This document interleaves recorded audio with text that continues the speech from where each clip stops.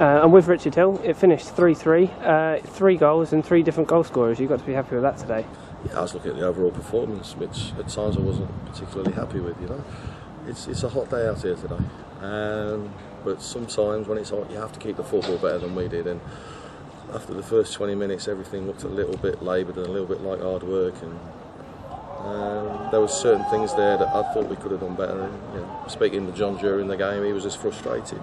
So it's been a good test for us. Probably a better test for us than it probably has been for themselves, because I thought we'd be a little bit better than we would have been against them. But it was a good exercise for us.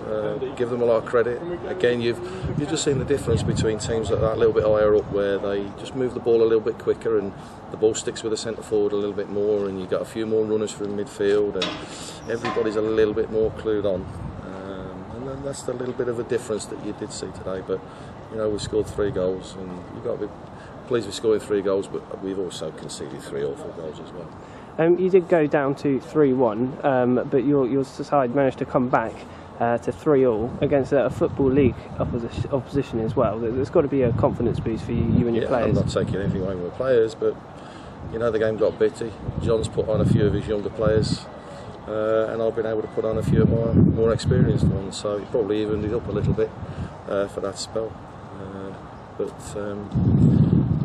We've come back. We scored the 2 goals to even it, but the overall play, I think we need to do better than that, because in 2 weeks' time, if we start like we did and end up 2-0 down, the game's over. You've played 3 Football League teams now, won 1, drawn 1 and lost 1.